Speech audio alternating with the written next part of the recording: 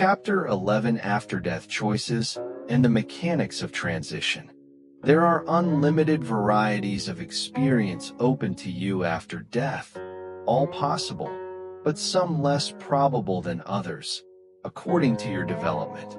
Very generally now, there are three main areas, though exceptions and extraordinary cases can take other roads. You may decide upon another reincarnation. You may decide to focus instead upon your past life, using it as the stuff of new experience, as mentioned previously, creating variations of events as you have known them, making corrections as you choose. Or you may enter another system of probability entirely, and this is quite apart from a reincarnational existence. You will be leaving all thoughts of continuity of time behind you in such a case. Now, some individuals, some personalities, prefer a life organization bound about past, present, and future in a seemingly logical structure, and these persons usually choose reincarnation. Others naively prefer to experience events in an extraordinarily intuitive manner, with the organization being provided by the associative processes. These will choose a system of probabilities for their next main endeavor. Some simply find the physical system not to their liking, and in such a way take leave of it. This cannot be done, however, until the reincarnational cycle, once chosen, is completed, so the last choice exists for those who have developed their abilities through reincarnation as far as possible within that system. Some, finished with reincarnation, may choose to re-enter the cycle acting as teachers, and in such cases some recognition of higher identity is always present. Now there is an in-between stage of relative indecision, a mid-plane of existence, a rest area, comparatively speaking, and it is from this area that most communication from relatives occurs. This is usually the level that is visited by the living in projections from the dream state. Before the time of choosing, however, there is a period of self-examination, and your full history becomes available to you. You understand the nature of the entity, and you are advised by other portions of that entity, more advanced than yourself. You will become aware of your other reincarnational selves. For example, there will be emotional ties with other personalities whom you have known in past lives, and some of these may supersede your relationships in the immediately past life. This is a meeting place for individuals from your own system also. However, all necessary explanations are given to those who are disoriented. Those who do not realize that they are dead are here told of their true condition, and all efforts are made to refresh the energies and spirits. It is a time of study and comprehension. It is from this area that some disturbed personalities have those dreams of returning to the physical environment. It is a place of commerce between systems, so to speak. Conditions and development are important, rather than the length an individual stays in this area. It is an intermediary step, but an important one. In your dreams you have been here. Reincarnation involves far more than a simple decision to undergo another physical existence. In this in-between period of which I am speaking, many issues therefore are considered. When most people think of reincarnation, they think in terms of a one-line progression in which the soul perfects itself in each succeeding life. This is a gross simplification. There are endless varieties of this one theme, individual variations. The process of reincarnation is used in many ways, therefore, and in this time of rest individuals must decide on the unique way in which reincarnation will be of use. Some, for example, choose to isolate various characteristics in a given life, and work on these almost exclusively, basing a given existence upon, say, one main theme. As seen from a physical viewpoint, such a personality would appear very one-sided. and far from a well-developed individual. In one life, the intellect may purposely be very high, and those powers of the mind carried as far as the individual can take them. These abilities are then studied thoroughly by the entire personality, both the benefits and the detrimental aspects of the intellect weighed carefully. Through experience in another life, this same kind of individual might specialize in emotional development and purposely underplay intellectual abilities. Again, the physical picture would not be necessarily that of a well-developed or balanced personality. Specific creative abilities might be specialized in the same manner. If you looked at these lives as a series of progressions in usual terms, then you would be left with many questions unanswered. Nevertheless, the development does occur, but the individuals choose the way in which they prefer this development to take place. Through denying themselves, say, intellectual development in a given life, personalities also learn the value and purpose of that which they do not possess. The desire for it is then born within them. If, for example, earlier they did not understand the purposes of the intellect, so in the time of choosing, personalities decide upon the ways in which they will develop in the following incarnation. Some will choose progression at an easier rate and in a more balanced manner. They will help keep all the strands of personality working at once, so to speak, and even meet again and again people they have known in other lives. They will work out problems at a rather easy rate, rather than in, say, an explosive way. They will pace themselves as dancers do. In this time of rest and choosing, all counsel is given. Some personalities do reincarnate before they are advised to, for many reasons. This is usually unfortunate in the short run, for the necessary planning has not taken place. But in the long run, great lessons will still be learned from the error. There is no time schedule, and yet it is very unusual for an individual to wait for anything over 3 centuries between lives, for this makes the orientation very difficult, and the emotional ties with Earth have become weak. Through experience in the relationships for the next life have to be settled upon, and this involves telepathic communication with all those who will be involved. This is a time, then, of many projections.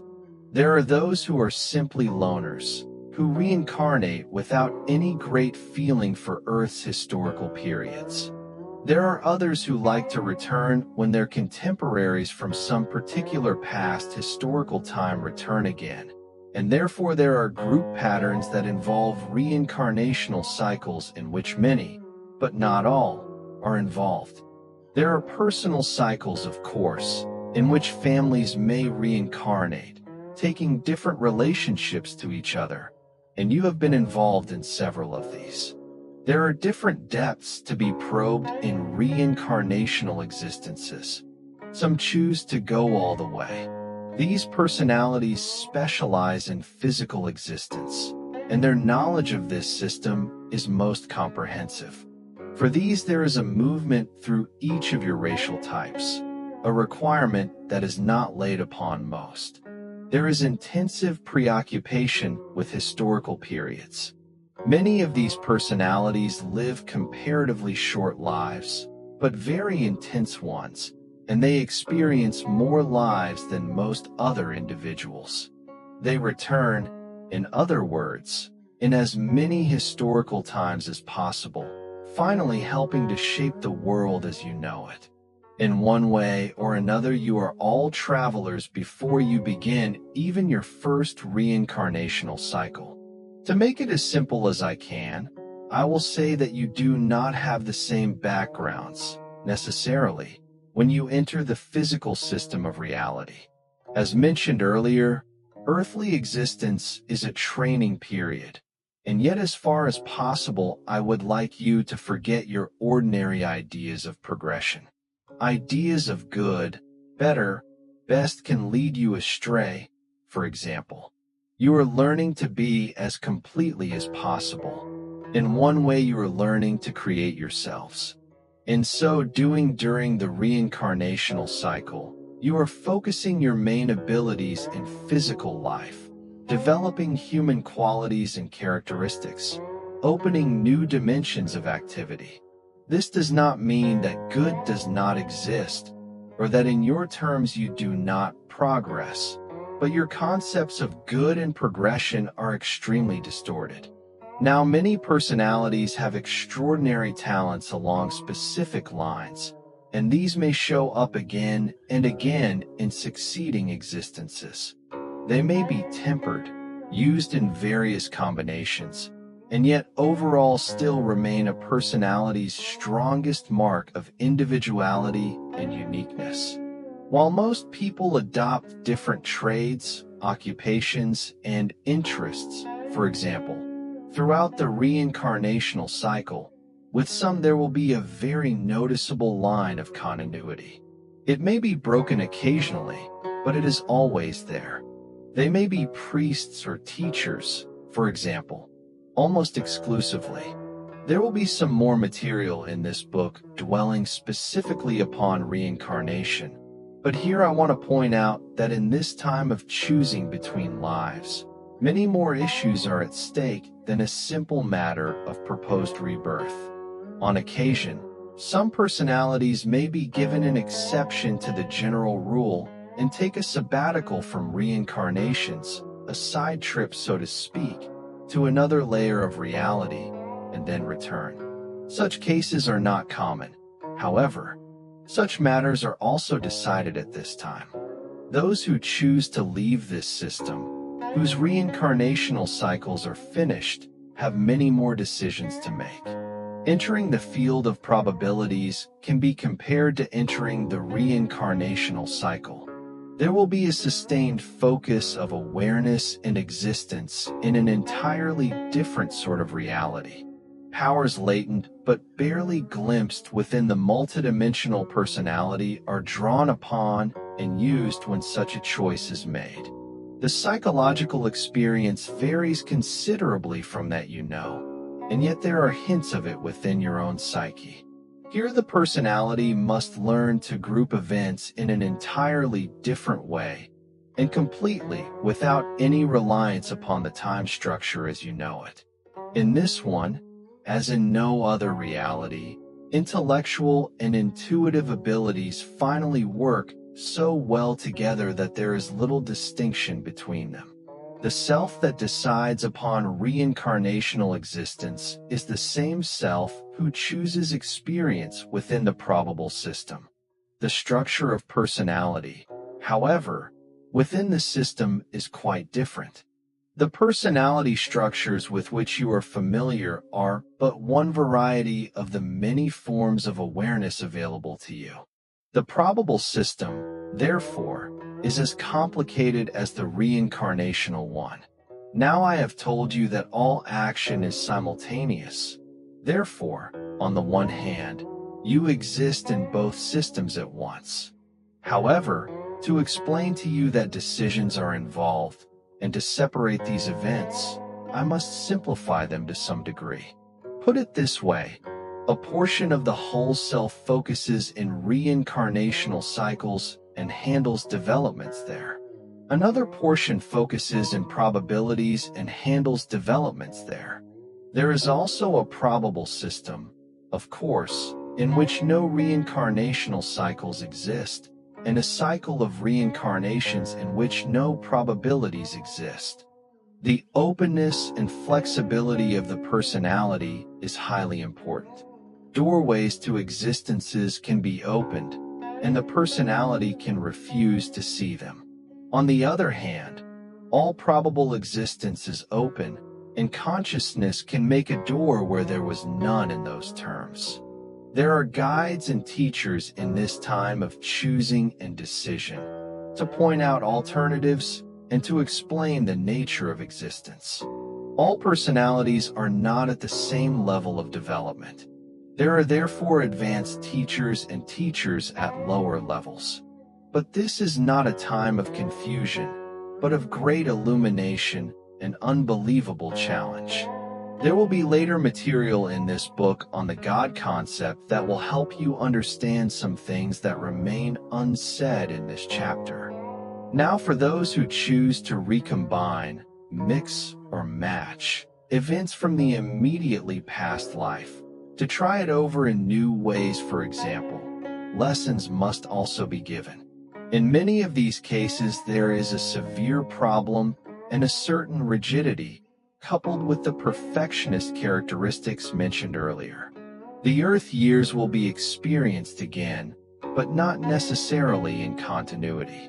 The events may be used in any way the individual chooses, altered, played back the way they happened for contrast, the way, perhaps, an actor would play an old movie in which he appeared over again in order to study it. Only in this case, of course, the actor can change his approach or the ending. He has full freedom with the events within those years. The other actors, however, are thought forms, unless a few contemporaries join in the affair together. Under these conditions, the personality manipulates events consciously, of course, and studies the various effects. The focus demanded is quite intensive. He is told the nature of those who participate with him. He realized they are thought forms, for example, and his own. But again, thought forms do possess a certain reality and consciousness. They are not cardboard actors for him to simply push around at will. He must, therefore, take them into consideration, and he has a certain responsibility toward them. They will grow in consciousness and continue their own lines of development on different levels. In one way, we are all thought forms, and this will be further explained in the material dealing with the God concept. Understand, however, that I do not mean that we lack our own initiative for action, individuality, or purpose. And remember also here that you live from the inside out. Then perhaps the statement will have more meaning for you. Now, in this time of choosing, all of these matters are considered and suitable preparations made, but the planning itself is all a part of experience and of development. The in-between existence, therefore, is every T as important as the period that is chosen. You learn to plan your existences, in other words. You also make friends and acquaintances in these rest periods whom you meet again and only, perhaps, during in-between existences. With them you may discuss your experience during reincarnational cycles. These are like old friends. The teachers, for example, are themselves within a cycle. The more advanced ones have already encountered the systems of reincarnation and probabilities, and are themselves deciding upon the future nature of their own experience. Their choices, however, are not your choices. While I may mention some other realms of existence open to them in a later chapter, we will not be involved with them here. The time of choosing is dependent upon the condition and circumstances of the individual following transition from physical life. Some take longer than others to understand the true situation. Others must be divested of many impeding ideas and symbols, as explained earlier. The time of choosing may happen almost immediately, in your terms, or it may be put off for a much longer period while training is carried on. The main impediments standing in the way of the time of choosing are, of course, the faulty ideas harbored by any given individual. A belief in heaven or hell, under certain conditions, can be equally disadvantageous. Some will refuse to accept the idea of further work, development, and challenge, believing instead that conventional heaven situations are the only possibility. For some time they may indeed inhabit such an environment, until they learn through their own experience that existence demands development, and that such a heaven would be sterile, boring, and indeed deadly. then they are ready for the time of choosing. Others may insist that because of their transgressions they will be cast into hell, and because of the force of such belief, they may for some time actually encounter such conditions. In either case, however, there are always teachers available. They try to get through these false beliefs. In the Hades conditions, the individuals come somewhat more quickly to their senses. Their own fears trigger within themselves the answering release. Their need, in other words, more quickly opens up the inner doorways of knowledge. Their state does not usually last as long, therefore, as the heaven state. Either state, however, puts off the time of choosing in the next existence. There is one point I would like to mention here. In all cases, the individual creates his experience. I say this again at the risk of repeat ng myself because this is a basic fact of all consciousness and existence. There are no special places or situations or conditions set apart after physical death in which any given personality must have experience. Suicides, as a class, for example, do not have any particular punishment meted out to them, nor is their condition any worse a priori. They are treated as individuals. Any problems that were not faced in this life will, however, be faced in another one. This applies not only to suicides, however. A suicide may bring about his own death because he rejects existence on any but highly specific terms chosen by himself. If this is the case, then of course he will have to learn differently. Many others, however, choose to deny experience while within the physical system, committing suicide quite as effectively while still physically alive. The conditions connected with an act of suicide are also important in the inner reality and realization of the individual. I mention this here because many philosophies teach that suicides are met by a sort of special, almost vindictive fate, and such is not the case. However, if a person kills himself, believing that the act will annihilate his consciousness forever, then this false idea may severely impede his progress, for it will be further intensified by guilt. Again, teachers are available to explain the true situation. Various therapies are used. For example, the personality may be led back to the events prior to the decision.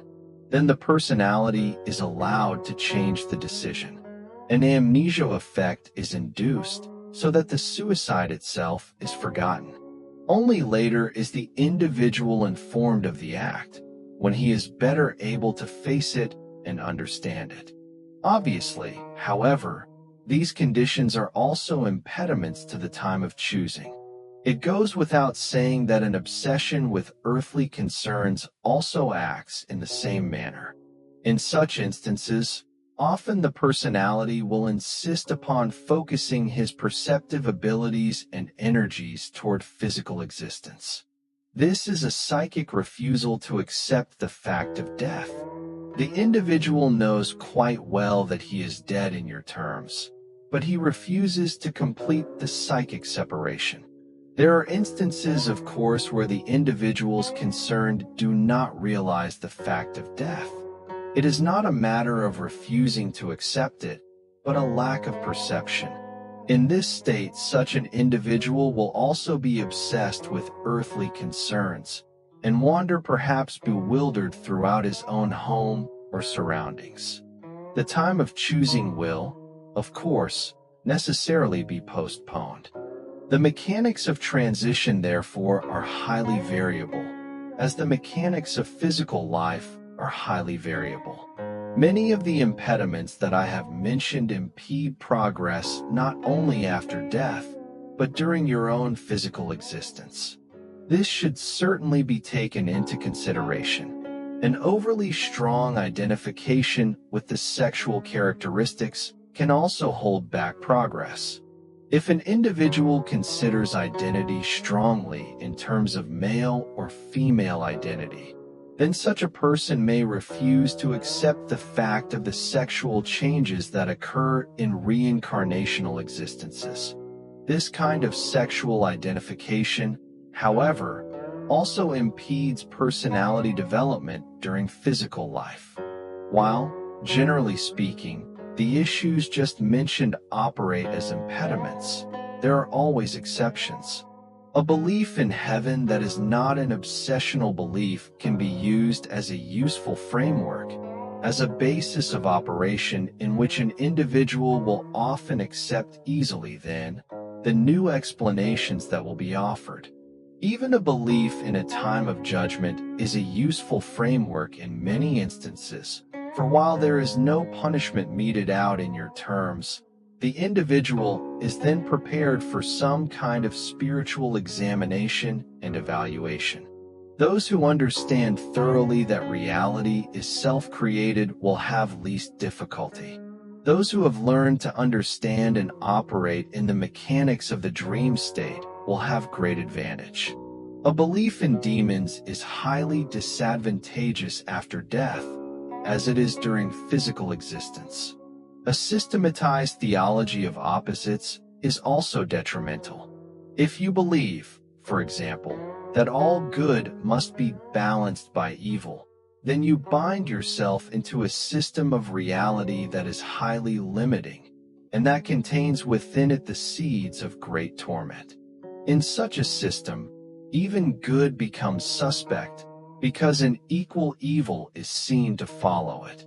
The God versus devil, angels versus demons, the gulf between animals and angels, all of these distortions are impediments. In your system of reality, now you set up great contrasts and opposing factors. These operate as root assumptions within your reality. They are extremely superficial and largely the result of misused intellectual abilities. The intellect alone cannot understand what the intuitions most certainly know. In trying to make sense in its terms of physical existence, the intellect has set up these opposing factors. The intellect says, if there is good, there must be evil, for it wants things explained in neat parcels. If there is an up, there must be a down. There must be balance. The inner self, however, realizes that in much larger terms, evil is simply ignorance, that up and down are neat terms applied to space which knows no such directions. A strong belief in such opposing forces is highly detrimental, however, for it prevents an understanding of the facts of inner unity and of oneness, of interconnections and of cooperation. A belief, therefore, an obsessional belief in such opposing factors, is perhaps the most detrimental element, not only after death, but during any existence. There are some individuals who have never experienced during physical life that sense of harmony and oneness in which such opposing factors merge. Such individuals have many stages to go through following transition, and usually many other physical lives ahead of them. As you form your physical existence individually and collectively, so after the time of choosing, you join others who have decided upon the same general kind of experience. A strong cooperative venture is then begun as preparations are made. These will vary according to the type of existence chosen. There are general patterns, therefore. No individual's reality is identical with another's, and yet there are overall groupings. Quite simply, a belief in the good without a belief in the evil may seem highly unrealistic to you. This belief, however, is the best kind of insurance that you can have, both during physical life and afterward. It may outrage your intellect, and the evidence of your physical senses may shout that it is untrue, yet a belief in good without a belief in evil is actually highly realistic, since in physical life it will keep your body healthier, keep you psychologically free of many fears and mental difficulties, and bring you a feeling of ease and spontaneity in which the development of your abilities can be better fulfilled. After death, it will release you from the belief in demons and hell and enforced punishment. You will be better prepared to understand the nature of reality as it is. I understand that the concept does indeed offend your intellect, and that your senses seem to deny it. Yet you should already realize that your senses tell you many things which are not true, and I tell you that your physical senses perceive a reality that is a result of your beliefs. Believing in evils, you will of course perceive them. Your world has not tried the experiment as yet which would release you. Christianity was but a distortion of this main truth, that is, organized Christianity as you know it. I am not simply speaking here of the original precepts. They were hardly given a chance, and we will discuss some of this later in the book. The experiment that would transform your world would operate upon the basic idea that you create your own reality according to the nature of your beliefs, and that all existence was blessed, and that evil did not exist in it. If these ideas were followed individually and collectively, then the evidence of your physical senses would find no contradiction. They would perceive the world and existence as good. This is the experiment that has not been tried, and these are the truths that you must learn after physical death. Some, after death, understanding these truths, choose to return to physical existence and explain them. Through the centuries, this has been the way. In the system of probabilities that originates within physical reality, this is also the case. There are systems of probability not connected with your own system at all, much more advanced than any you presently imagine, and in these, the truths of which I have been speaking are well known. In them, individuals creatively and purposely create realities, knowing how to do so, and giving full rein to the creative abilities of consciousness. I mention this here simply to point out that there are many other after-death conditions not connected with your system. When you have learned to your capacity in this in-between period, you are ready to progress. The in-between period itself, however, has many dimensions of activity and divisions of experience. As you can see, to put it as simply as possible, everyone does not know everyone else. Instead of countries or physical divisions, you have psychological states. To an individual in one, another might seem quite foreign. In many communications with those in these transitional states, messages through mediums can appear as highly contradictory. The experience of the dead is not the same. The conditions and situations vary. An individual explaining his reality can only explain what he knows. Again, such material often offends the intellect that demands simple, neat answers and descriptions that tally. Most individuals from these stages who communicate with living relatives have not reached the time of choosing as yet and have not completed their training. They may still be perceiving reality in terms of their old beliefs. Almost all communications come from this level, particularly when there is a bond of relationship in an immediately previous life. Even at this level, however, such messages serve a purpose.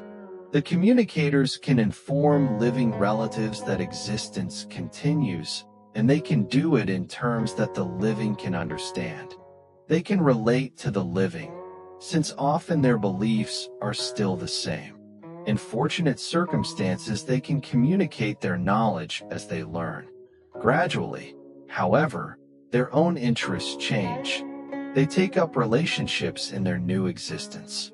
At the time of choosing, therefore, the personality is already preparing itself to leave for another existence. In your terms of time, this in-between period can last for centuries. It can last only a few years. Again, however, there are exceptions. There are cases in which a personality goes very quickly into another physical life, in perhaps a matter of hours. This is usually unfortunate and is caused by an obsessive desire to return to physical life. Such a quick return, however, can also be taken by a personality who is charged with a great purpose, who disregards or discards an old physical body, and is reborn almost immediately into a new one in order to finish an important and necessary project already begun. There are some points I would like to add here. The time of choosing is somewhat more complicated if the last reincarnational cycle, in your terms, is completed. First of all, you must understand, again, that now you do not realize your true identity. You identify instead with your present ego. So when you think in terms of life after death, you really mean a future life of the ego that you know. At the end of the reincarnational cycle, you understand quite thoroughly that you, the basic identity, the inner core of your being, is more than the sum of your reincarnational personalities. You might say that the personalities then are but divisions of yourself here. There is no competition between them. There never was any real division, but only a seeming one in which you played various roles, developed different abilities, learned to create in new and diverse ways.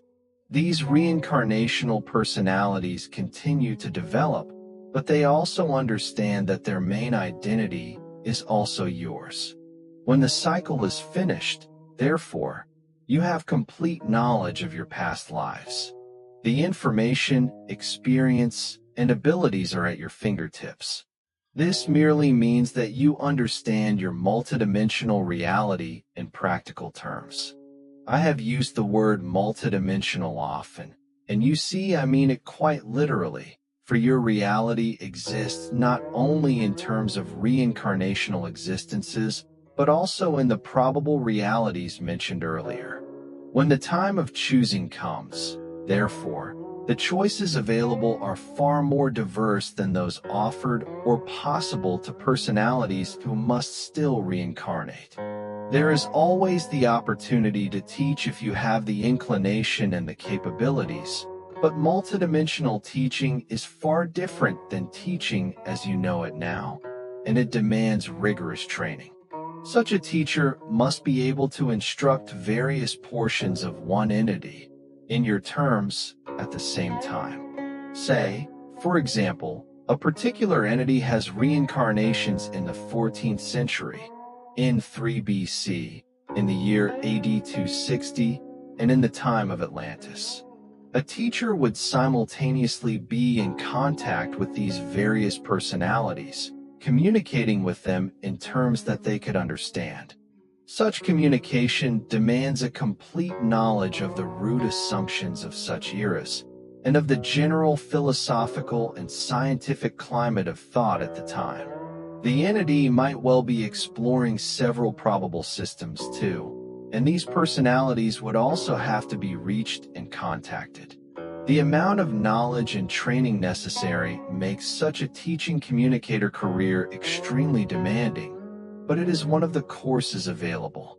The process of learning such information necessarily adds to the development and abilities of the teacher. A delicate manipulation of energy is required, and a constant travel through dimensions. Once such a choice is made, training immediately begins, always under the leadership of a practical expert. The vocation, for it is a vocation, leads such a teacher even into other realms of reality than those he previously knew existed. Others, finished with reincarnations and of a different overall nature, may begin the long journey leading toward the vocation of a creator, on a much different plane. This can be compared to geniuses in creative fields within your own physical reality. Instead of paints, pigments, words, musical notes, the creators begin to experiment with dimensions of actuality, imparting knowledge in as many forms as possible, and I do not mean physical forms. What you would call time is manipulated as an artist would manipulate pigment. What you would call space is gathered together in different ways. Art is created, then, using time, for example, as a structure.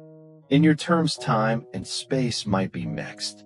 The beauties of various ages, the natural beauties, the paintings and buildings are all recreated as learning methods for these beginners. One of their main preoccupations is to create beauty that impinges itself in as many various dimensions of reality as possible. Such a work would be perceived in your system as one thing, for example, but would also be perceived in probable realities, though perhaps in an entirely different way. A multidimensional art, you see, so free and elemental that it would appear simultaneously in many realities. Such an art is impossible to describe in words. The concept has no verbal equivalent. These creators, however, are also involved in inspiring those in all levels of reality available to them. For example, inspiration in your system is often the work of such creators. These art forms are often symbolic representations of the nature of reality. They will be interpreted in various ways, according to the abilities of those who perceive them. In your terms, they may be living dramas. They will always be psychic structures, however, existing apart from any given system of reality, but at least partially perceived by many. Some exist in what you might term the astral plane, and you perceive them in visits during the sleep state. Others are perceived in glimpses or bits and pieces by your temporal mind while you are half sleeping and half waking, or in other periods of dissociation.